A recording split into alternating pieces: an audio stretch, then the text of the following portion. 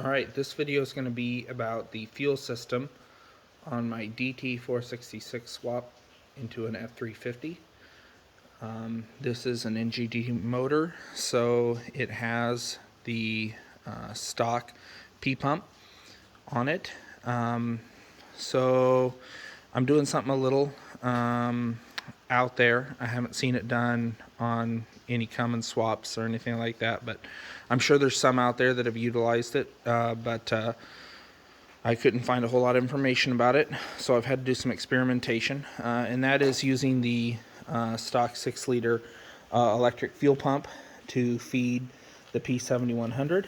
It is mounted here on the frame rail, and it is essentially in the stock location, and I'm utilizing the stock fuel lines. This is just kind of a basis. It's not going to be super high performance. The lines are not huge, and I'm sure the pump is limited on its flow, but it seems to meet my needs for now. Later on, it might need to be updated to a FAS or air dog, but it's working for now. So what I have here is that stock 6-liter fuel pump. There is a fuel filter within that housing there, and then the fuel pump actually sits in the center of the fuel filter. It's a pretty good system. There is a valve to drain water down there. It all just seems to work pretty well. And so what I've got is the stock hard lines for the 6-liter running up here past my mounts, and then I've just kind of rebent them to get them where they need to go, and that is into the stock DT466 fuel filter housing. And I have gone ahead and gotten rid of the low pressure side of that housing. Normally the fuel would enter here under vacuum, be drawn from the fuel tank. There's a screen here.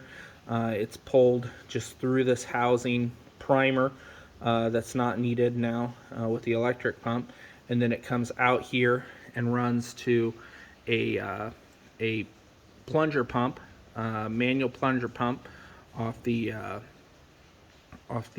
injection pump, and then it runs back to the fuel filter housing, is filtered to the fine filter, and then comes out and runs to the pump.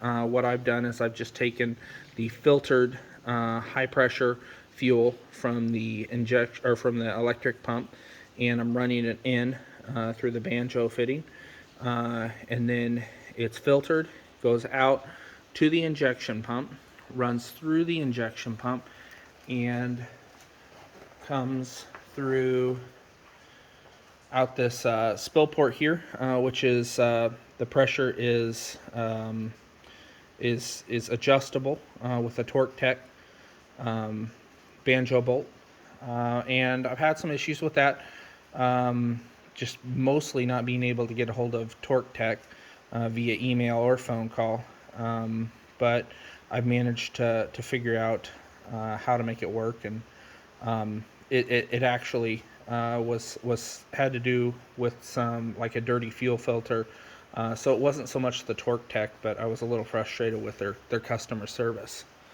So then the rest is pretty much stock DT466. All of the returns from the injectors meet up with this. It all returns back to the 6.0 fuel filter housing, and then ultimately back to the tank.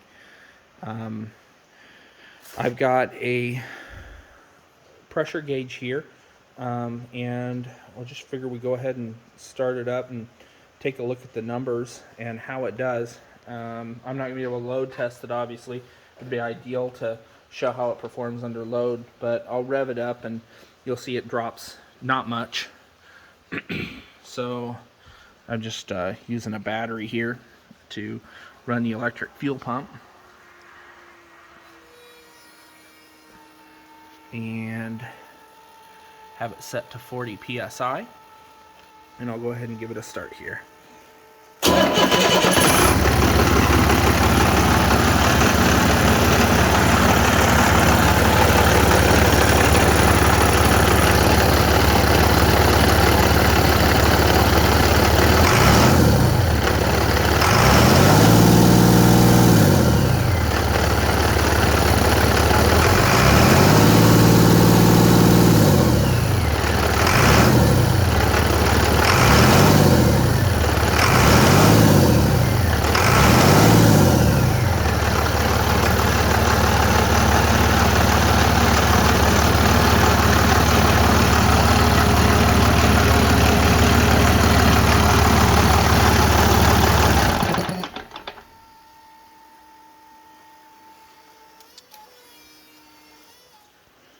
And that's it. It never really drops below 20 psi.